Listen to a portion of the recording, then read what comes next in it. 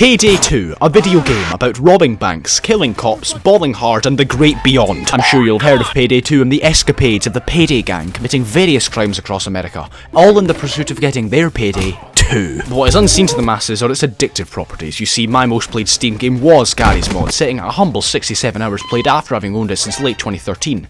It was dethroned by Payday 2 in a week, and currently sits at 8 times that. And despite all of that, it still took me 300 hours to realise you could shoot open doors and stealth. Given that Payday 2 is yet another first-person shooter, you might think people would throw it in with the games commonly enjoyed by the unenlightened. But no, Payday 2 is known far and wide for being different and quirky. You're now thinking. I wonder if this strangely attractive sounding man is going to fill me in on why it's known far and wide. Yes I am.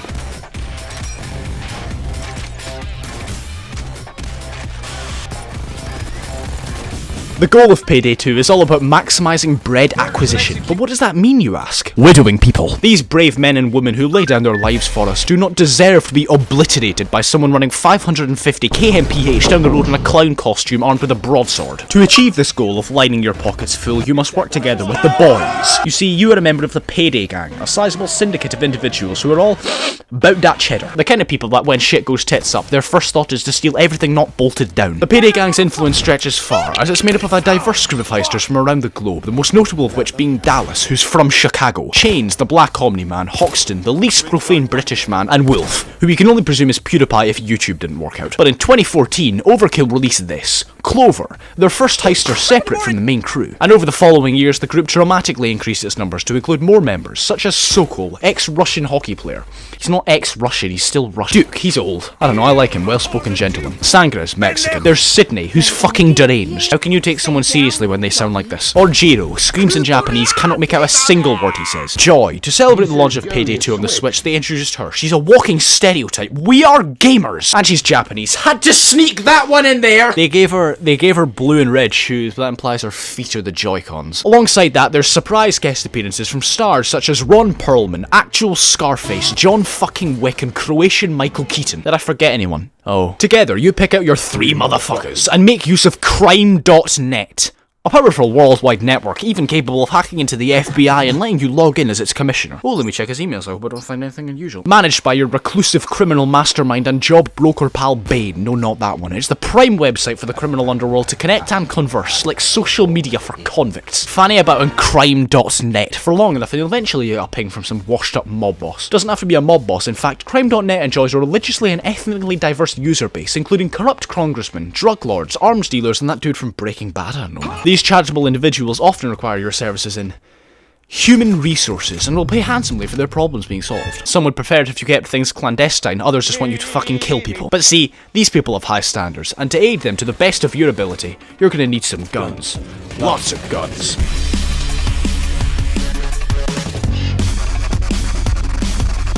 Now, Payday 2 might not have the best graphics, or the best civilian AI, or the best guard AI, or even the best optimization. Maybe it's not the most polished game out there, but what it does have are a shit ton of missions. But Payday 2 is a serious game. It doesn't have missions, it has heists, 79 of them, and in these heists you complete a multitude of objectives, all working towards the goal of making that dosh. These heists can be played offline with bots, or online in public lobbies. Public lobbies are dangerous, a hazard to your mental and sometimes physical health. Avoid when possible. The heist payouts are questionable at best, as destroying a coal fusion engine to save the oil industry nets you the same amount of cash as stealing 15 goats with their assholes stuffed with coke. The list of heists in this game is more diverse than a Scottish vaccination ad. It's a fucking observation! One minute you're framing a politician, the next you're dropping a plasma cutter from a blimp. Payday has a unique style. Batshit insane. Imagine bringing a Mosin Nagant in RPG 7 to a real heist. Airlifting a skyhook cage on a bank roof and escaping through the sewers is on the lower end of this game's absurdity scale. All of this is thanks to the genius pre-planning system that allows for you to customize your heist to the extreme and communicate with your fellow heisters to create your plan of attack. The anarchy caused pays off, however, as over the course of the game you make some serious muda and several thousand dead police officers. I'm flat out shocked they haven't plunged America into national debt due to expenses on police equipment alone. People have done the maths, it's at least 20 million per heist. No question why when this is standardized equipment for the US police force. The only reason the Payday gang can do what they do is due to their access to a near unlimited storehouse of nearly every combination of lead and metal possible, the pure destructive capability of this law has propelled them from well-armed thieves to international terrorists at best,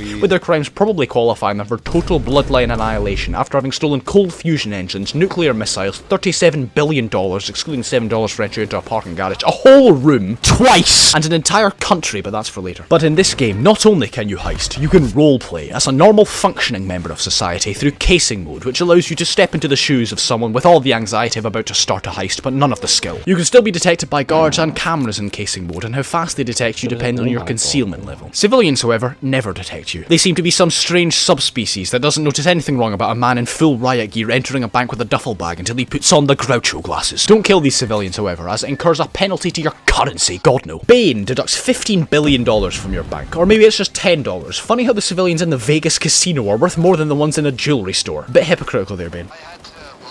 Speaking of cameras, run past them quickly, because for some reason the camera operator cannot seem to rewind footage if he thinks, did a guy in tactical fatigues just run past? Of course, you only need to worry about cameras in stealth, as opposed to when you've gone loud, as in loud, the camera operator sees whatever the fuck's going on here and has a brain hemorrhage. Or, if you don't want to deal with the cameras at all, you can find his hidey hole and introduce him to God! But it will take up one of your 4 pagers, which go off and require you to answer them whenever you kill a guard. Once you answer your 4th pager, Control raises the alarm after hearing the same Australian girl answer all 4 of the American guy's radios. Once a pager goes off, you have 12 seconds to answer, and it takes 9 seconds, which can lead to the most intense clutch moments if you have 2 counting down where you need to air surf over to the next one before the police force comes out of the walls. With the gang's numerous contacts and arms, they're equipped to fight any war, and that's excluding the fact that there's 22 of them. They're a fucking militia at this stage. Speaking of weaponry, the gang has their fair share of guns, and with these guns you can add many different attachments. I would never have guessed in a first-person shooter. Primary and secondary weapons, I've never heard of this. What are attachments? When will we be getting the penis weapon charm? Charms are nice pieces of cosmetics that can be added to your weapon, letting you have enemies' heads, maybe Dallas's head, or even just a slice of toast. Some are cool, some are funny, some are neither. Speaking of cosmetics, what you can also do with these guns is paint them with the new and exciting weapon skins, available in the new Marketplace tradable community safes.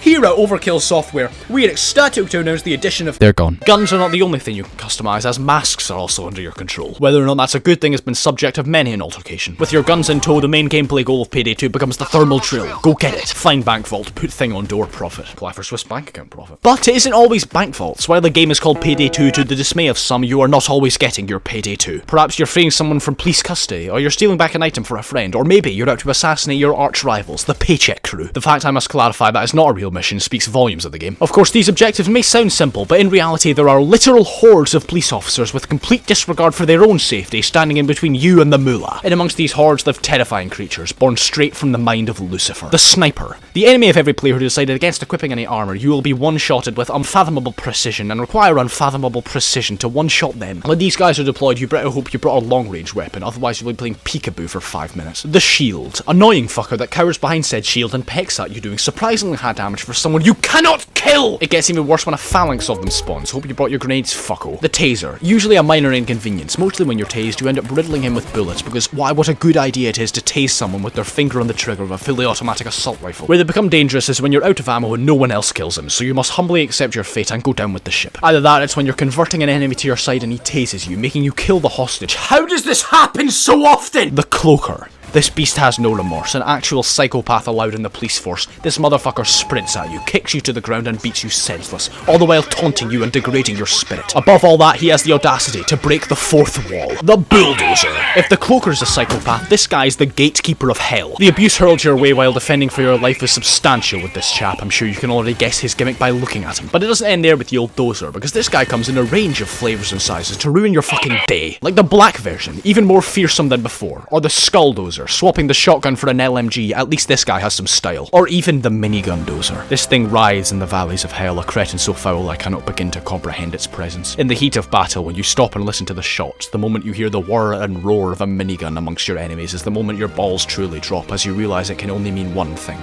It's here. The Dozer has the most variants of any enemy, some of which are best left unmentioned. The Medic. This guy's the last to spawn, only appearing on the overkill difficulty and above, so apparently he was deemed harder than these guys. The biggest problem with this fella is when you kill a bulldozer and he regens to full health out of nowhere, you're left wondering where the hell that came from when the Medic pops his head out like fucking whack-a-mole before retreating back under like he's taunting you. Hold on, wait, I forgot about someone. The fucking Medic Dozer! You heard that right, you bastard! On top of that, you have the SWAT van turret, which is exactly what it sounds like. It will never relent. The fucker's unkillable. Kill it once and it pisses off. Comes back, you need to kill it twice more. It is nice when you place down a jammer and it converts the turret to your side somehow. Seeing it shred through these poor, innocent people with caring and loving families really gets me going. But it doesn't end there, because in your game, there's a slight chance that Captain Winters will spawn. He isn't that hard to kill, mate. To aid you in dealing with these inconveniences, you can employ a number of services, like perk decks, selectable decks of perks that give unique advantages to your style of play, including but not limited to the Comic the Fast Shotgunner, the Comic the Fast Burglar, the Raging Alcoholic, the Druggie, the Rising Grinder, Leech, the Cat in the Hat, Agent 47, Sigma Male, what the fuck? These perk decks can be combined with the game's multitude of skills and weapons, creating plenty of build potential. Here's the rundown. Primaries, secondaries, and melees. As the Payday gang, you have access to Gun Limbo, where every weapon ever conceived is stored. You want a minigun? Okay.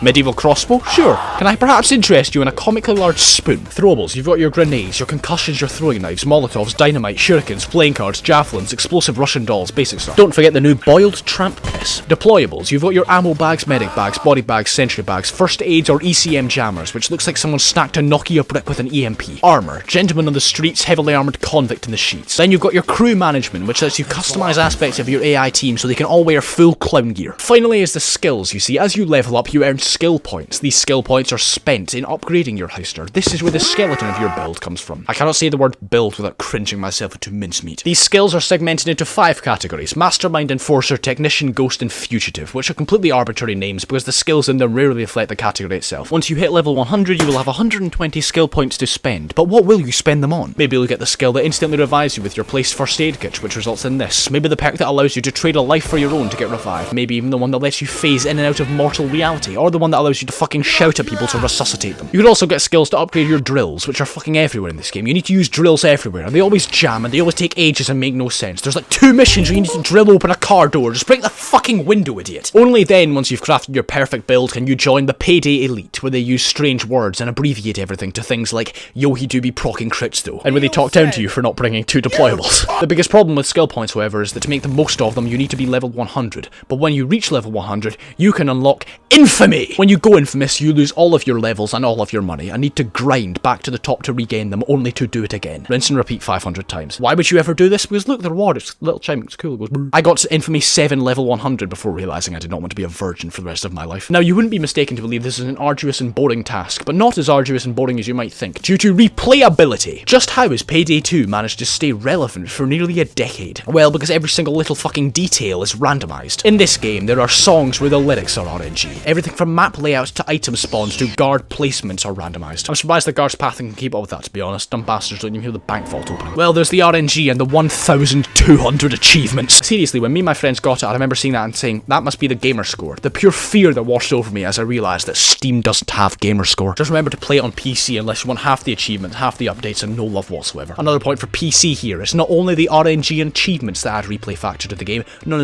Payday 2 is a passionate and dedicated modding community devoted to bringing players the most engaging and fun content outside of the official game. It's a polarised league, the modding community. Many are focused on purely fixing Overkill's blunders, while many more are engrossed in stuffing the game further down the hole labelled unhinged. Guess which is more fun? Then there's the difficulty. In a game where the easiest difficulty is normal, you know you're in for something fun. Normal, hard, very hard, Overkill, Mayhem, Death Wish, Death Sentence, 1 down. It never ends. Death Wish is the hardest reasonable difficulty. I say reasonable because the jump to Death Sentence is the most common enemy, going from 60 damage per shot to 225. Couple in the 1 down mechanic, I wonder what that does. You're in for a fucking treat, mate. Good luck, have fun, cunt. Finally, mutators. Someone at Overkill Software lost the fucking plot and decided they would embrace the chaos that is Payday 2 gameplay. Mutators mutate different aspects of your game, like making every enemy a cloaker, or making every enemy a bulldozer, or making every enemy a white headless bulldozer with a shield that goes supernova when killed, or making enemies duplicate 50 times when you kill them. That one was mental. They were all mental. If you want, you can try out the one that makes the weakest enemy insta-kill you, or the one that replaces every normal enemy with a medic and every special with a bulldozer, also known as Hell. But it doesn't end there. Yes, I said finally, and yes, I lied. Payday 2 VR. No word can describe this game mode other than epilepsy. VR is a clunky mess with horrible controls. Payday 2 VR is even worse. Props to it, the only VR game I've ever been able to record. If you really want to have some fun, try out the mutators in VR, that'll give you rectal pain. But Payday isn't just about the gameplay. While it itself is detailed and complex, there is another aspect of Payday that's gone under the nose of the masses. Even though it may not seem so, the game has a story, a lore, that makes Five Nights at Freddy's look like the hungry caterpillar. It features themes and plot points that have had people scratching their heads since 2011, one that doesn't doesn't just leave you with more questions than answers, but gives you all the questions and no answers. Payday 2's story is a tale of subverted expectations, and the expectations being subverted are yours.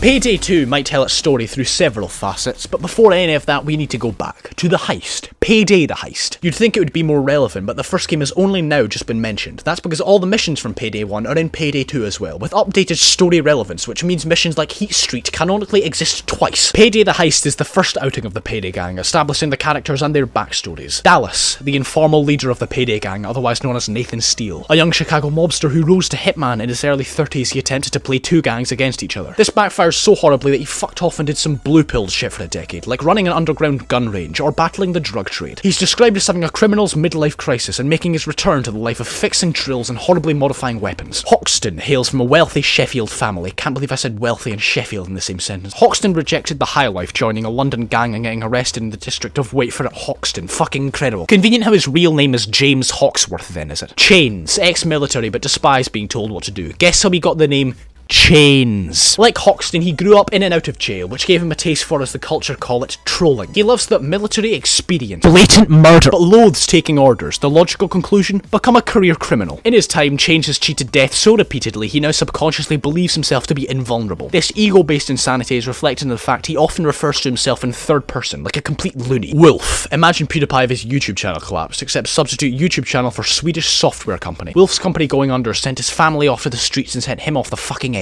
Wolf embraced Sigma Rule 53, abandon your family and commit numerous accounts of armed robbery. Though Wolf suffers unpredictable mood swings and violent tendencies, the gang thought, I'm sure it's fine. And Bane, the contract broker, the one tying the four together through wit and ingenuity, he plans for everything including his own plans. Bane has a scary level of power and influence, even managing to convince the cops to release an armed robber for exchange of a hostage, despite the police knowing full well the criminal will just resume shooting them. Bane sees himself as the Machiavellian planner of the heist, even blaming himself for underestimating the police force if you get caught, which is a poor direction to lay the blame when you go into a death sentence lobby as a fucking cowboy. The only personal things we know about Bane are that he harbours a deep distaste for the federal government, so took up heisting as a result, and that his favourite colour is blue. Or maybe it's red.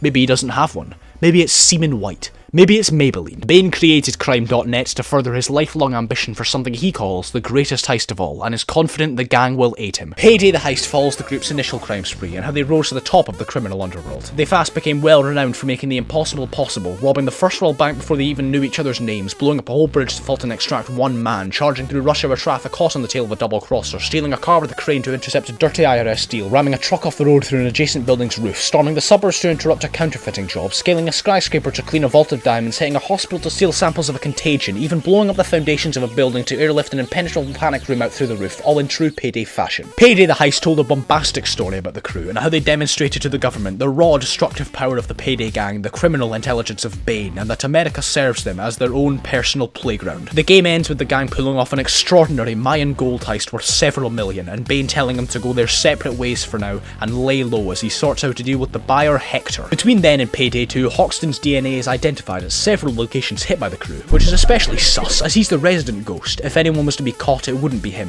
Because of this, Hoxton's been convinced he was set up. Due to Hoxton's apprehension, the gang reforms and decides to go on a second demented murder spree. This leads to them relocating to Washington DC, where begins Payday 2's web series. Now, if you're anything like me, you'll cringe at seeing live action actors portray video game characters, but the live action is good in this game, I promise. Look, Chains, he's dancing. It's Dallas, he's wearing sunglasses. Look, it's Chains again, playing fucking Thanos. That is actually him. The web series consists of 6 short episodes with varying degrees of quality, each one introducing a prominent character in the story. Like Vlad, we love him, washed up Ukrainian, he's fucked in the head. Or Hector, the man who bought the Mayan gold from the crew in the last game, who is definitely South American and not played by a different voice actor. Or the Elephant, corrupt Republican senator, guess why he's called the Elephant? The man has no personality, he's a walking wall, he smiles on the web series, which spells doom as it proves he is gaining sentience. The web series itself portrays a slightly different image of Payday 2 compared to the game. My contacts call me Bane, and I oversee an underground organization called CrimeNet.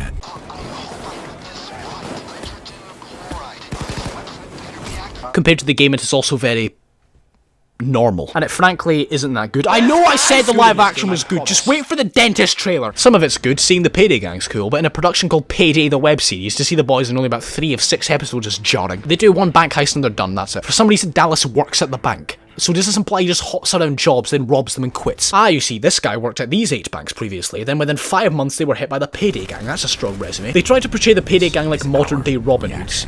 No they aren't, they fucking kill people. Ah, how charitable of you to rob the First World Bank and keep all of the money for yourselves, not to mention holding several innocent people at gunpoint. Maybe they use the money to fucking fund Oxfam or some shit. Another facet in the way it tells its story is the game. Yes, that's right, Payday 2 is a video game. The tutorial heists, exactly what they sound like. You play as Dallas here, the entire state you play as it. Here Bane remarks that it's been 2 years since you've worked together in Payday 1. Now while the game begins at the first tutorial mission, chronologically, the first mission is actually the second last, where the crew infiltrates Mercy Hospital to take a blood sample from a patient suffering from the green flu. It's just an Easter egg, simmer down. The crew are on edge during this mission, but Bane tells them the payday is good, and he just has to get his hands on a special bonus item being offered to him called the Cagliostro manuscript. What an innocent and unassuming sounding book. After the gang begin their escape, Bane informs them that air support is firing on the fucking building. Presumably they stole the next COVID variant. After the exfiltration, Bane says he's scared this one will come back to bite them. But back to the present, otherwise known as 2013. The game starts off with simple jobs, mostly from Vlad, like the one where you hold an entire street hostage, or when he asks you to trash a mall for protection money, or when you steal warheads from a private militia. The police officers have no hesitation to turn Washington into Fallout 3 though. Fire at the man with the nuke on his back! And then after that, Vlad's back to shoving coke in goats' assholes. He also has every single Christmas heist in the game, for some reason. Only Payday 2 contractor to celebrate Christmas, all the rest of them are, I don't know, off brooding somewhere. You've also got some simple jobs from Bane, like basic bank robberies, where you go in, murder all the civilians, Bane tells you you're a fuckwit, and you piss off with like 10 quid. Bane also has jobs like Cook-Off, one of the infinite heists, where you cook meth and fend off cops unending, with a maximum loot payout of $3.5 billion. Or the transport heists, but we don't talk about them. We don't talk about transport trade heists because it's fucking shit! Then, on the 3rd of June 2014, it descended from the skies. The dentist trailer. This trailer is actual ASMR. It's like they've got microphones in the dental tools. It starts with black and old country song playing in the background, then bang, it's Dallas. He's sweating, he's looking around, anxious. Proves he can no longer integrate himself into normal society, likely due to his secret VTuber Twitch account. He's seated next to a cop and notices his gun. He then turns his head upwards and locks eyes with the police officer.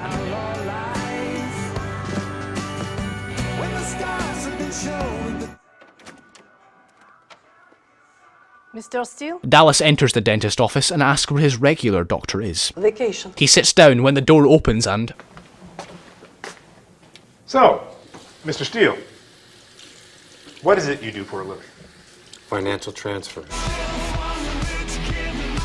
Wait a second, I know that voice! The dentist is played by Giancarlo Esposito, kindly informing us he will have murky intentions and not make his ambitions clear. The fact that Esposito can play this character, remember his lines, and do actual dental work is rather remarkable. Speaking of dental work. Open. Oh, nice work.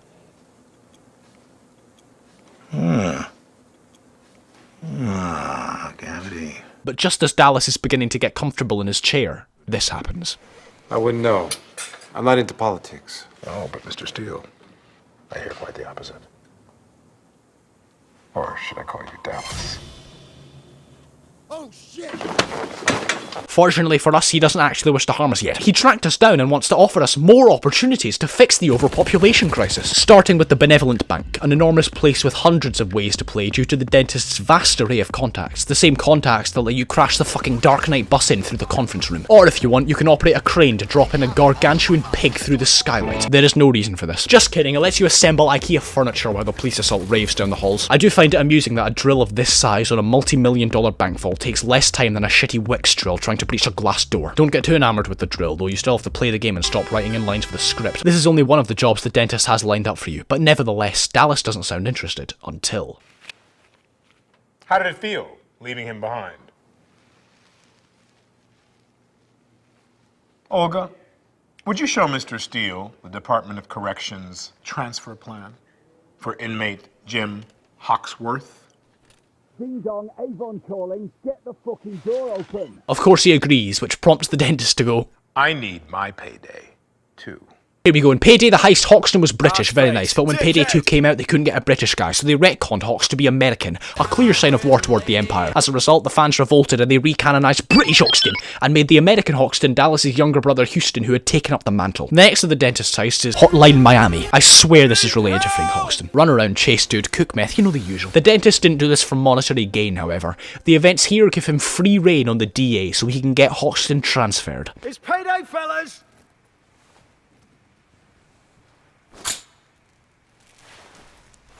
I said it's fucking payday, motherfucker! You run up to street level and fight through to the parking garage where you make your escape. Hold on, Hoxton has the most rationally irrational British idea ever to immediately storm an FBI head office and confirm his suspicions that someone ratted. So you do that because your brain doesn't connect properly and you find out he's right, there was a rat feeding the feds info. You head to the FBI safe house to confront him and it's Hector! Not Hector anymore. Hector made this deal with the feds before he even bought the gold in the first game. Only knew the man for 5 fucking minutes. Have some decency, Hector. Take him out to dinner first. Hoxton was released and became the 5th playable character.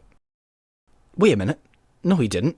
The first character to be added post-launch was John Wick! And now that that's dealt with, we're back to the dentist's very normal and not sketchy plans involving the Diamond. Released alongside Clover, Hoxton's protege and experienced burglar, who was the first original heister that had not been pre-established in Payday / any other franchise to be released into the game. The Diamond trailer tells a spooky story of a stone that fell to Earth centuries ago and is doomed to curse its beholder. Genghis Khan, Adolf Hitler, Marie Antoinette. Hold on, I think I recognise those. After the Diamond is the Golden Grin Casino, hinted to have more to offer than just craps and cars. Here Sokol is introduced, the Russian ex-hockey player who deadass manufactured the Diamond as the tip to a gigantic drill. Even though it isn't a drill, it's a plasma cutter. So what's in this casino, you ask? Well, it's a box with the,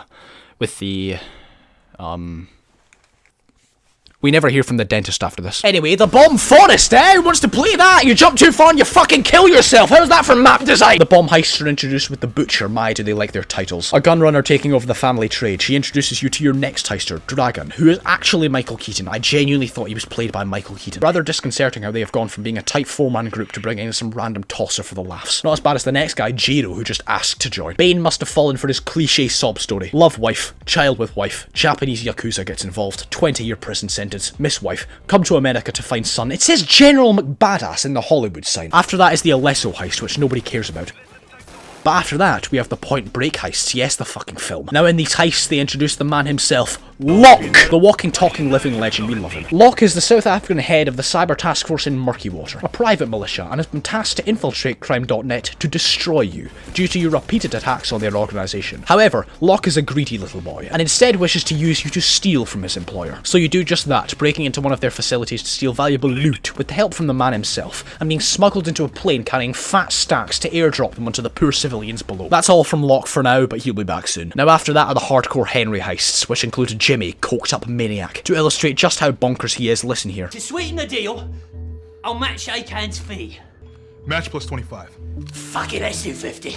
Match plus 50. As you may have guessed, there is also a live action trailer, this time featuring the whole gang, even Hoxton, flexing perhaps the most obvious dub in history. What the fuck just happened? Yeah, what the fuck did just happen? Can someone please untie me here? Even the elephant, remember him, makes an appearance as the middleman between the gang and their broker, Akan, the antagonist of Hardcore Henry. Dallas couldn't care less though. What are you doing tonight?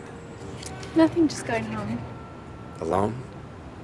Maybe. Casual 20-year age gap, to be fair, when he's as attractive of a man as Dallas. Soon after this, Sydney was released into the game. This has made a lot of people angry and been widely regarded as a bad move. Walking Marmite, you either love her or want her flattened. Locke comes to you again, this time with information that someone is out to destroy you. This is Heat Street. It happened already in the first game and the events are canonised by this heist's existence. It's, as Hoxton may say, proper fucked, innit? You chase this dude down and he says he has information on Jiro's missing son, Kento. Remember Jiro, the only character with any semblance of growth here? We don't find out what this information is though. He redirects us to someone else, so we break him out, and then the game never fucking elaborates on what happened. That's because Locke got in the way. This time he's wanting you to safeguard a weapons deal he has going up north in Alaska with the Butcher. So you troddle on up when... You'll hate me for this, but only until you're dead. Nothing personal. Locke, you son of a bitch, we were brothers for the 3 missions we knew each other. Remember the jokes we shared? No time to breathe, because the moment you're out of Alaska, you're into the Reservoir Dogs heist. Yes! I have no idea how they keep pulling these crossovers off. Reservoir Dogs is 25 fucking years old. What kind of persuasive skills did they unlock to make this? Now Overkill, quick note, maybe don't make the crossover heist perhaps the most story-relevant heist in the game, listen here. You boot up the heist, and in true Reservoir Dogs fashion, day 1 is day 2 and day 2 is day 1. You hear the comms jitter and it's Locke. He explains that he and Bane were plotting something big, and his fate fake Alaskan deal was the only way to draw suspicions away from him and get you lot out of Washington. He also makes reference to Bane being kidnapped, but of course, because this is day 2 being day 1, it fucks the whole story and actually just confuses the shit out of you. For some reason, Locke has a major personality switch in this mission and goes from hilarious asshole to general all-around Chad that puts his finger out for you 24/7. He also starts saying things like, yeah, faux show, friends, and every South African swear in the book. Regardless, he takes you through the first day, fulfilling Bane's role, then it flashes back for the second day so you can see the gang conversing with the characters of Reservoir Dogs, showing off prime Payday 2 dialogue. Hey up. Almost thought you guys got lost or something. Fuck me, my arsehole's going. You go through the heist as normal, casing a store with the Cabot crew when it goes bad. Somehow the police knew you were there and planned an ambush. After breaking open the vault with liquid nitrogen, you secure the diamonds and make your way out. While you're scrambling to the escape, Bane's transmissions are hit with heavy interference as he gets interrupted by unknown armed assailants. But instead of heading straight for the door, he has one last message for you. That he was scared this would happen, that they have come for him, and that you need to trust Locke and head for Brooklyn.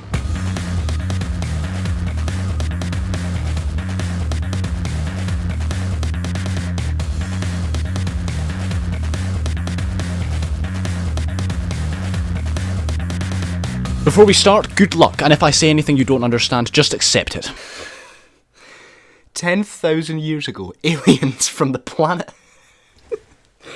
I'm taking the piss. To clarify that. I've been dropping hints here and there to something larger happening in the background world of Payday, and it's true, there are strange happenings, things one would not expect, things that confuse, things that make you ask questions like, who figured this out, and what the fuck? Back in 2013, buying Payday 2 gave you the Guide of Bane PDF. It's a neat wee thing to teach you the game's mechanics. Or is it? Remember the gold stolen by the gang and sold to Hector at the end of the first game? That was a part of an Easter egg called Overdrill! If you and your crew stand facing these directions in First World Bank, then you can interact with the drill god and wait 33 minutes for the door to open. You then had to interact with certain floor tiles in order to open the Overvault and steal $40 million of Mayan gold. Well, the mystique surrounding Overdrill got people thinking, this Guide of Bane thing's a little sus. And if you look carefully, you'll see that a word has been taped over. The original author of this book, Cagliostro. Where have we heard that? Bane, in his infinite wisdom, decided to tape over the 250-year-old text and scribble on it like a 5-year-old, as well as misspelling the word counterfeit as cunt before Tipexing it. Bane's blunders continue, where on the final page of the guide he reveals, the search for Baldwin continues. I'm not only interested in Cagliostro because he was a clever adventurer, I'm interested because he was onto the secret.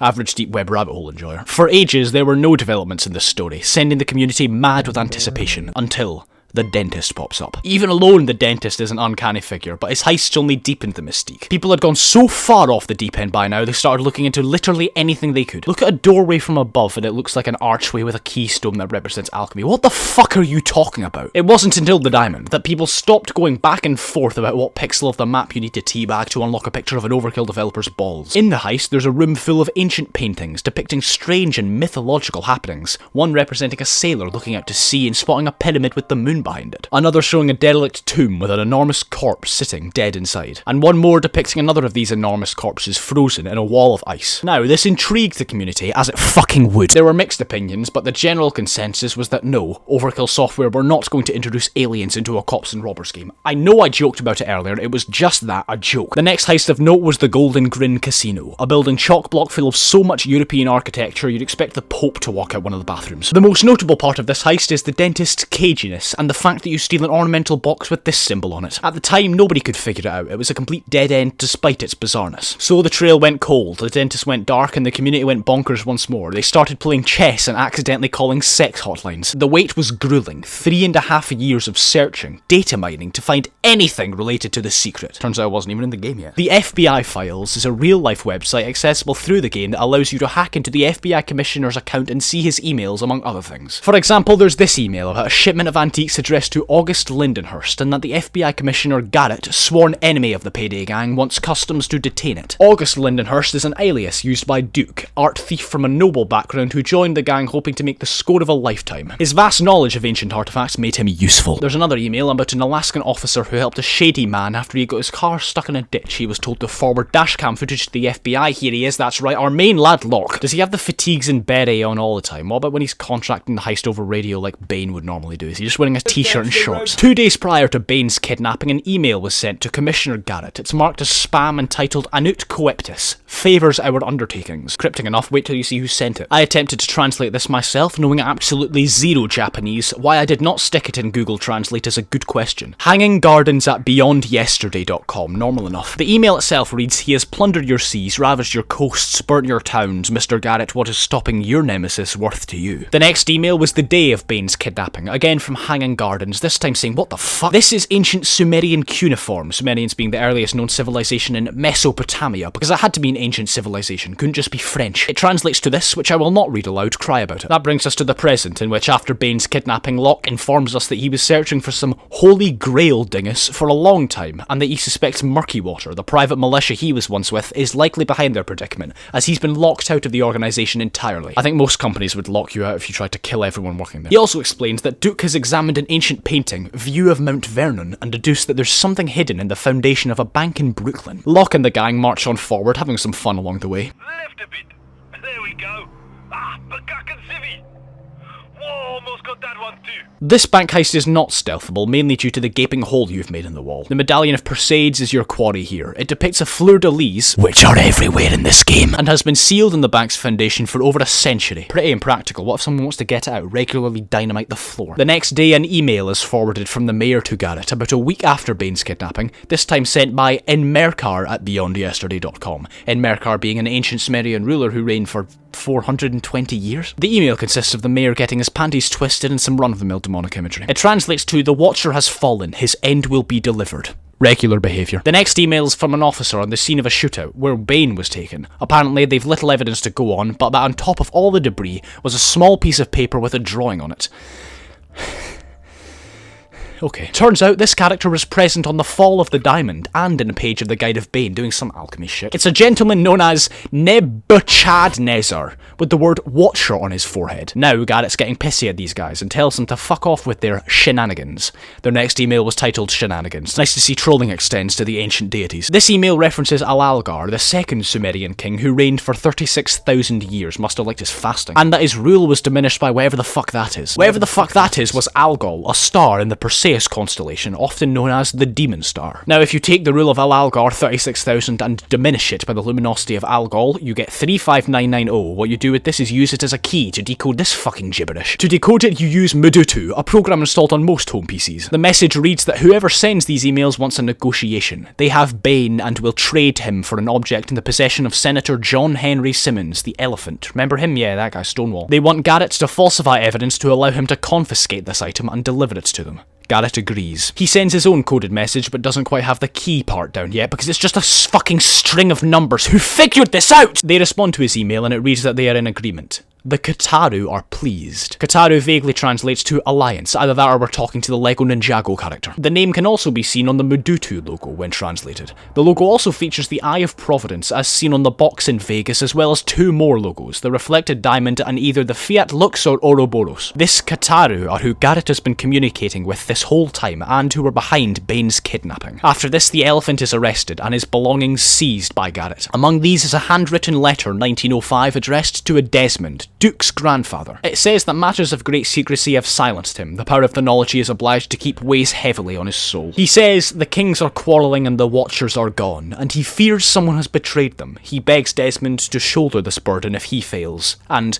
the power of Baldwin's lament must never be set loose upon mankind, but its existence mustn't fall out of knowledge for the sake of our descendants. Signed August Lindenhurst. Turns out Duke was using this Lindenhurst's name as an alias because that isn't confusing. The letter is signed with a seal, the Heil triangle. Don't try to understand it, your mind will wither. Like the Mudutu logo, it shares the three symbols, as well as the three of a lot of stuff. So the gang hatch a plan to steal the item the Kataru are after from under Garrett's nose. Here, Locke also reveals that the Kataru seem to have been using the militia Murkywater as a front the whole time. Once they've infiltrated Garrett's office, the object is revealed to be another box, like the one in Vegas, this time with the snake on it, all but confirming a third box for the third logo. In the safe house, Duke clears up the most piercing questions. He says that apparently several thousand years ago, three kings got together to rule the world after acquiring a strange artifact, presumably this Baldwin's Lament, and made an alliance. the Kataru, but that since then, infighting has begun. If the elephant has possession of one box, that may imply he's one of the three kings, and if the dentist contracted you to find another one, what does that tell you about him? The Heil Triangle all but confirms this, referencing Sarum Azugal, Tiluf and Dubsar, which translates to King, Doctor, Elephant and Scribe. Who do we know that's a scribe? Cagliostro maybe? Author of the Guide of Bane? Now I can hear you behind the monitor. Wouldn't this all make them immortal? I will get back to that. Because now's a good time to mention Overkill Wordsmith, a Steam account which would regularly change its profile picture to correspond with the story, the most notable translating to, there were three. One is dead. No king shall fall while the watchers serve. When he saw what he had written, the scribe went mad. And finally, Kataru. On the admin and IT front, the Kataru are bit pissed that Garrett lost their box, whipping at the old, "You don't know who you're dealing with, son." Garrett then reports abuse and the Kataru are taken away by the Twitter police. Henry's Rock, a top secret murky water facility and the next target for the gang. They storm the entrance and manage to retrieve the box they stole for the dentist back in Vegas, alongside a third box, presumably for the Scribe King. These boxes are held in some strange places, like a biolab filled with the same kind of artifacts found in the Diamond. Remember? The one with aliens. Another is a warehouse holding a massive ark with the box inside. Playing around with this ark will open up its base and reveal withered versions of the four heisters' masks. Don't ask me about this, I ignored it in my head because it makes it hurt. On the way out, a man stands behind glass, bulletproof, with a screen behind him, showing Bane and a strange figure, wearing glasses and a long white coat. Motherfucker! Who would have guessed it? Giancarlo Esposito was the main villain. Playing as Jiro in this part reveals the man to be his son Kento, now working for the enemy. What does Jiro have to say about this tragic development? The elephant is grateful for your help stealing back his box, even though he doesn't ask for it back. He provides you with information of an auction taking place, selling objects recovered from the crashed Antarctic Shacklethorn expedition of 1905. Apparently, a passenger had stolen something the elephant calls a family heirloom. According to the elephant, this passenger's presence doomed the voyage. The wreckage was lost until recently, being found crushed in the ice far from the planned route. Some miles from the wreckage, a mummified corpse was found, alongside a sled and some belongings. Amongst these belongings was a journal branded with a fleur-de-lis, initials AL, who is presumably the passenger that doomed the voyage. August Lindenhurst, who wrote to Duke's grandfather Desmond, was this man. His body can be found on display, alongside a telescope, a bag, whatever the hell this is, and a golden ring. Immaculate, after 100 years in the harsh conditions of the Antarctic, sporting the symbol of the Scribe King. On the diamond, there's a painting depicting a man on a sled fleeing from a crashed ship. The ship is not the only thing he's running from. Whatever killed Lindenhurst was not Arctic conditions. The icing on the cake, there's a chance that when lightning strikes, for a split second, you can see this.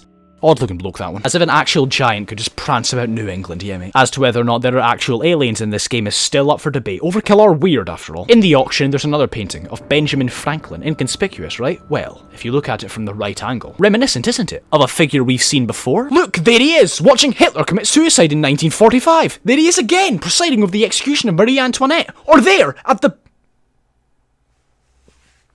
So who do we know with round glasses? The purpose of the heist itself is this, the obsidian plate. Once taken back to the safe house, playing around with it results in strange imagery being projected on its surface. Where the four stand, portals will open. Then see thee, how the world comes to an end, because it wasn't fucked up enough without the apocalypse! The tablet also displays 4 locations and their coordinates. The Pyramid of Giza in Egypt, the Great Ziggurat of Ur, which is Sumerian, the Pyramid of the Sun, which is Mesoamerican, and the Dreaming Temple, which I don't think is a real place. Its coordinates correspond with an astrolabe from Shacklethorn, which also corresponds with the middle of the fucking ocean. Oh, and no big deal, the Dreaming Temple's coordinates also match the sunken city in Lovecraft's Call of Cthulhu, you know, the one where Cthulhu lives. The final temple is revealed to be the Ark of the Watcher, and its coordinates place it right beneath 1600 Penn, the White House. These structures are illustrated, with the Dreaming Temple revealed to be the strange structure seen in this painting in the diamond, and this one being the Ark of the Watcher. The Ark also features that strange figure of Natural Cheddar, the guy with the staff. What I didn't tell you earlier about this drawing is the faded word on his chest, mainly because I didn't see it. It reads Nephilim. The tablet also depicts these strange stick figures.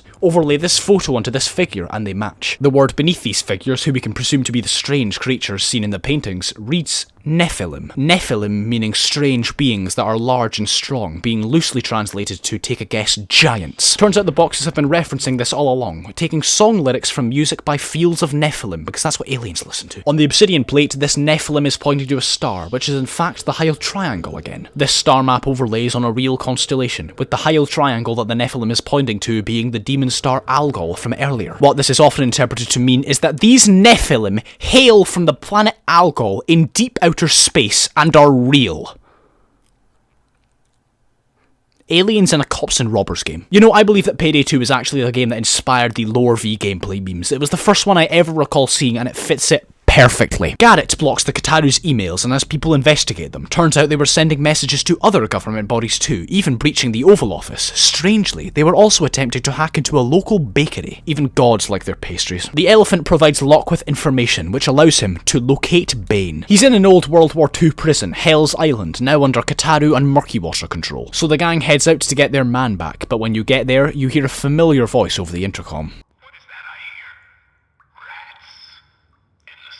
The orthodontist planned for your arrival and sent opposition your way. He continues to taunt you over the intercom, even being so brusque as to say, you free Bane from his cell and watch as he goes Super Saiyan on a whole squad of mercenaries, all the way up until the dentist orders Kento, Jiro's son, to intercept him. This does not go well for Kento. Jiro doesn't blame Bane for killing his son. He's ex-Yakuza and understands Bane had to survive. But fuck man, Jesus, give the man some happiness, holy shit! Bane instantly collapses when Locke appears and carries him to the escape, all while Bane's chatting away. He says he's going to drill out the dentist's glowing eyes, confirming he pioneered the glowing anime glasses back in the 1700s. He also says, dentist, elephant, Sputnik. Now we know two of those are kings, so is Sputnik the third? Well, the dentist leaves, but before doing so he says, so the Scribe King is this Kozak. We're looking for a scribe, someone capable of documenting history who could be associated with the bakery the Kataru was hacking, related to Sputnik's, and who went mad after seeing what he wrote. Kozak. Vlad fucking Kozak. Fucking Vlad is the Scribe King, that crazy son of a bitch! He operates out of a bakery. Bane describes him as having a mind like a library. He says Sputnik every 5 seconds, and the man is off his fucking rocker. I could get behind the elephant and the dentist being immortal beings secretly ruling the world, but fucking Vlad. Though it would seem Vlad has stepped back from his Kataru role, and is far less interested in your demise than the dentist seems to be. In the safe house, Duke remarks that the elephant was likely grooming Bane to be his watcher. Whether Bane knew or not was unclear.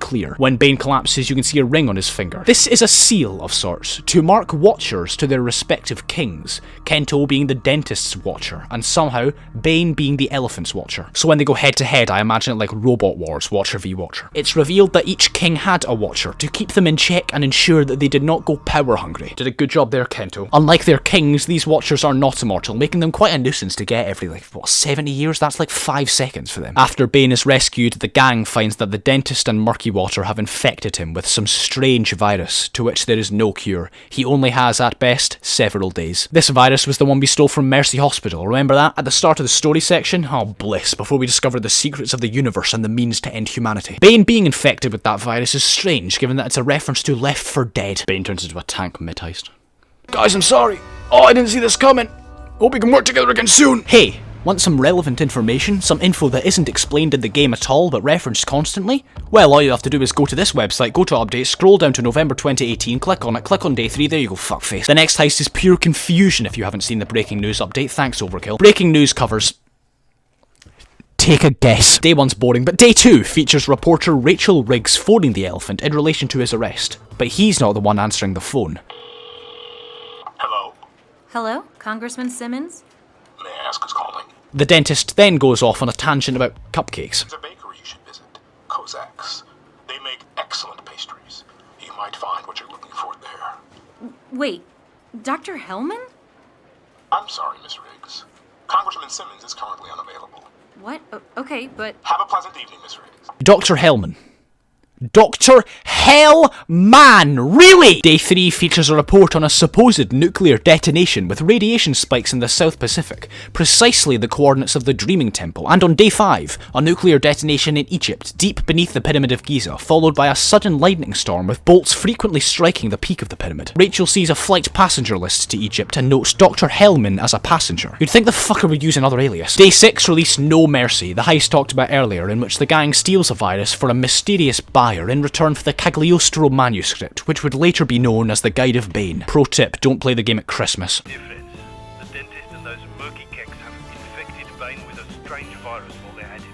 Managed to pull some information from the murky mainframe and recognise the code name. On day 7, another news report appeared, this time talking of a radiation leak beneath Washington. As a result, the White House is evacuated into Air Force One and murky water is contracted to keep the flowers fresh. Rachel makes note that Dr. Hellman was denied travel to Iraq a few days prior, Iraq conveniently being the location of the Great Ziggurat. On day 8, somewhere in California, Air Force One had crashed. The president's capsule was heavily damaged and he was nowhere to be found, with a search party having trouble due to mass thunderstorms in the area. Day 9, Rachel Riggs' search is officially stopped by the company's board, and the final heist of the game is released. The White House. With Bane back, he decides that with his dying breath, he's going to see his crew get the reward they deserve and pull off the greatest heist of all. At the end of the American Civil War, Prezo Lincoln issued pardons to Confederate soldiers. For ease of distribution, these pardons were left without assignees. 24 of these pardons still exist locked away in the White House and are still legal. Guess what we're going after this time? As mentioned, the place was evacuated and murky water have taken over. You'd be fucking confused if you hadn't seen the breaking news bit, right? The wiki points this out too. In spite of the gang being well known with facial sketches in the lot, nobody seems to notice anything off as the crew pisses about the place. It's murky water! Probably should have noticed something was off about these 4 supposed new transfers, especially when they look like this. The White House heist is relatively run-of-the-mill as far as the White House goes. I like how despite the Oval Office's importance, it's just a room in the corner, looks like a fucking cupboard. Prance about, steal keycard, try not to kill anyone in the West Wing and always fucking fail. Opening the POC, President's Eating Audio Center, you can make your way to a vault. Inside this vault are the 24 pardons, enough for the whole crew, Locke and,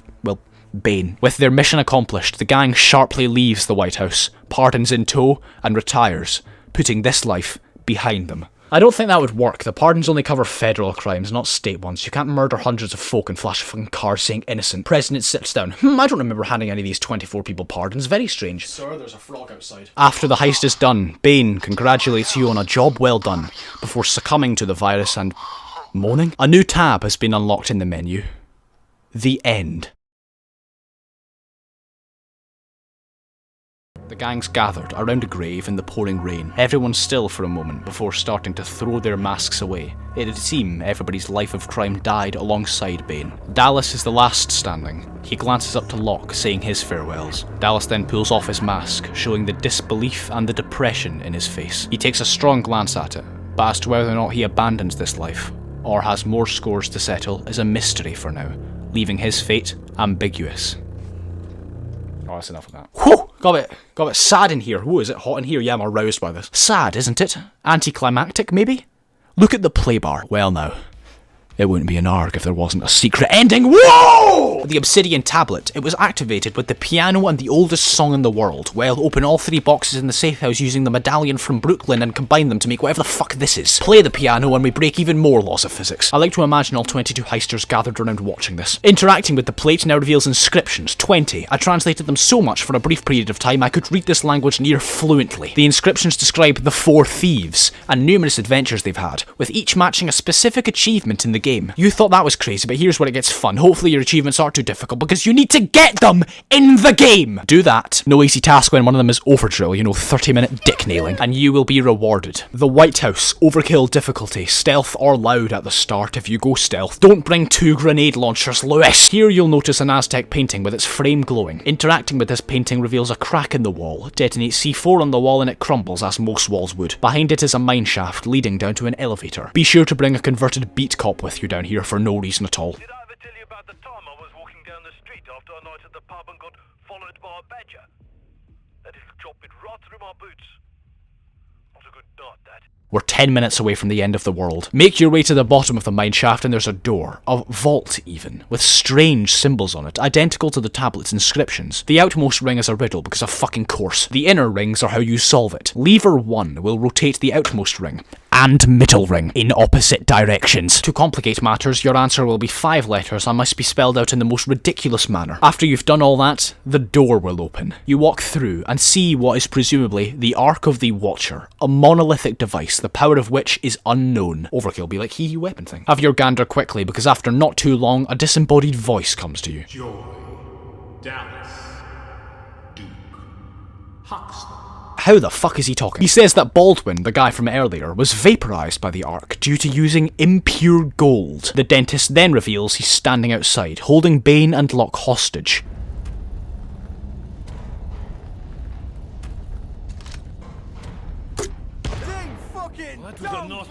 How he did not anticipate that the 4 heavily armed men would just fucking shoot him is beyond me. The whole place starts rumbling and Locke urges you to bring the Mayan gold from Overdrill to the centre and place it in cavities around the arc. Locke is just making comments about the lighting. Mate, do you not see the point of no return thing at the top? All the while Bane is making strange remarks like time for a change of perspective and the things I do for a good facelift. The whole fucking place lights up like a concert, and it's about now you remember the beat cop you converted, working day shift at the White House when he witnesses the end of reality. The screen is engulfed in light, and the mission ends. Less forthcoming than a Dark Souls ending. But lucky for us, we have a new tab in the menu.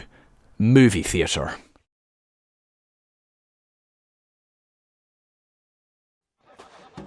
The gang are taking some well-deserved days off, retiring to a beach somewhere, with the federal pardons having freed up all the offshore cash they've accumulated over the years, and letting them leave this evil Kataru business behind them. Oh! You chumps! You come up here, I'll clap your fucking lights up! Hoxton gets chains on television duty, with Duke on the phone to Dallas. Apparently, he's settled down and bought himself, as Dallas says, a fucking museum. Look who it is, the Butcher, remember? Arms dealer from way back. Betrayed by Locke in Alaska, just accept it. For some reason, she is entitled to 2 cases chock-block full of cash for doing nothing, and she hasn't forgiven Locke for Alaska yet either. It's Vlad, because of course he's here. He says that if the gang's done, so is he. Vlad, need some maybe retire to Cuba or something.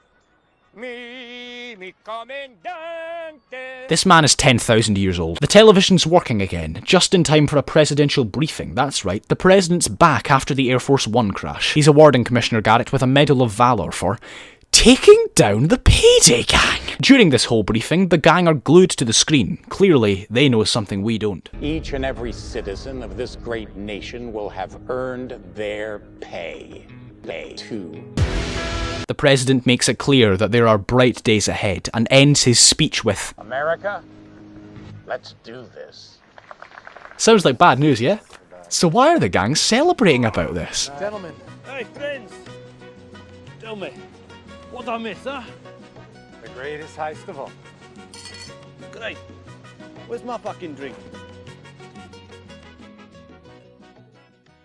But that isn't quite it, because we have one more cutscene. Rumours and Stories discusses what the gang did after they pulled off the greatest heist of all, with notable entries being Dallas buying a yacht and naming it Medic Bag. He was often joined by other members of the gang, getting into all sorts of adventures. Chains became a fucking stuntman, and every film he starred in became a huge success because of course it did. Wolf, listen carefully, hasn't had a new voice line since 2015. He was based off Ulf Anderson, founder of Overkill, but his brother Bo Anderson, a man infamous for getting into a Steam forums argument with players and actually saying, your opinion, my choice, became CEO. They had a heated debate over microtransactions, with Ulf wanting them to stay away but Bo wanting to add them. Bo never allowed anyone to talk of his brother and fired him from the company. Ulf then founded 10 Chambers and created the game GTFO. In Wolf's ending, it says that Underworld Chatter claims he decided to get the fuck out. Whoever sneaked that past Bo Anderson, you have my respect. Hoxton bought the Golden Grin Casino and now plays poker just to fuck with people. Clover moved to Ireland and bought a fucking castle. Hoxton's butler, yes, heard that right, went with her to teach her how to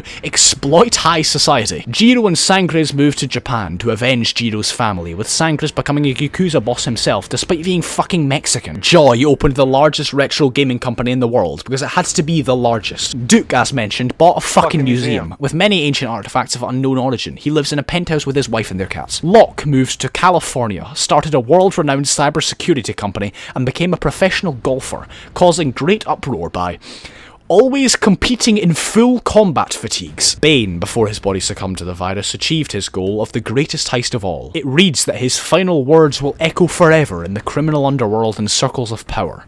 Let's do this. You might wonder, what makes this ending different to the last ending? Why is everyone happy all of a sudden? Bane favoured that line, let's do this, saying it frequently during heists, pairing this with the president's final words being that same phrase, the particular wording of Bane's ending, and his strange lines in the arc, like, the things I do for a good facelift. The popular theory is that Bane reincarnated into the president!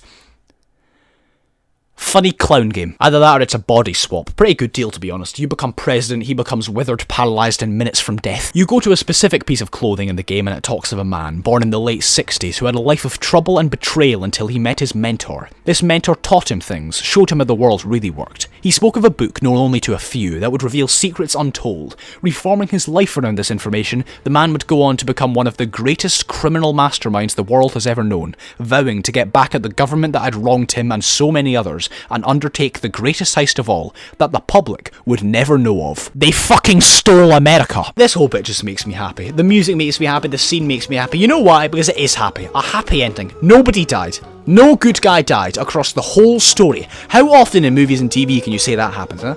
A happy ending for everyone other than Jiro, whose son is still dead. Don't you lot forget now, I know he's just been through a lot, but even though it has a wacko story in the game's heart and soul, in the game's heart and soul, it's still rooted. Fuck the soppy shit.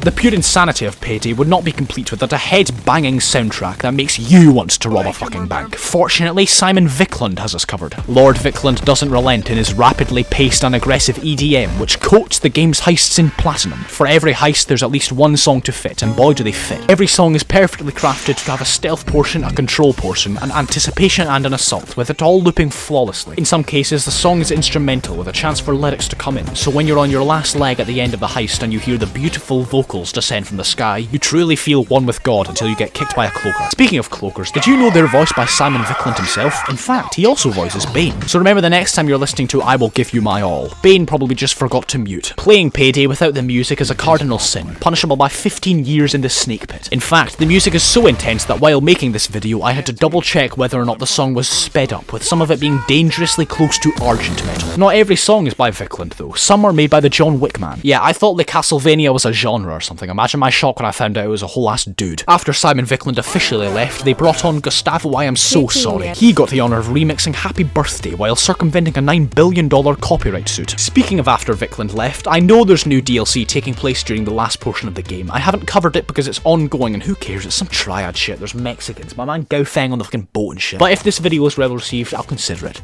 Your opinion, my choice. What happened with Overkill after the White House was a little game called Raid World War II, then an even littler game might have heard of it, Overkill's The Walking Dead. Now, due to the utter failure of both of these games, Overkill were forced to return to Payday. How dare you call Raid World War II a failure? That game was brilliant. It had Sterling in it and he went BLABBER! If you're interested in the game's head-banging buckshot impact soundtrack, just rewatch the video, because I haven't used any non-Payday tracks without credit, because he said so. Ergo, Payday 2 is a video game, that's for sure. A bullet-raining hellscape, an apeshit trampoline junkie simulator, with characters mental enough to qualify for Love Island and a crackpot story so stark-raving mad it makes the Metal Gear Solid writers look stable, well, somewhat stable. Payday 2 has influenced many people, even actual criminals, on more than one occasion, and the costume department of Coronation Street, even inspiring some Overkill developers themselves to commit to a life of crime. The success of Payday 2 over the past 9 years has made many people optimistic for the future of the series and of Overkill software, specifically Payday 3, and the new ideas, characters and decisions it brings to the table next year. Personally, I'm more excited for the engine change. Payday 2 runs on the fucking diesel engine made for a driving game 20 years ago. The fact that anything boots up at all is a bloody miracle. Reviewing Payday 2 has been an interesting experience for me and I'm sure for you. Examining nearly 11 years of content, seeing how the game has evolved story-wise and gameplay-wise, going from men rob bank with nice guns to organised mafia prevents apocalypse with munitions supply of small nation, we can safely deduce that Sweden is contaminating their banana pizzas with Class A drugs. I, that's right, me, have been thinking of new directions I can take this style of video, but can't tell you. When you've got a good business idea, it stays close to heart, feel me? Finally, I would like to thank the kind individuals who made this series of moving pictures possible, which include everyone at Overkill Software for making the game, YouTube for giving me the ability to upload this, you for watching it, my parents for birthing me, the Nephilim for granting humanity the power of Baldwin's lament, and Bo Anderson for quitting his fucking job.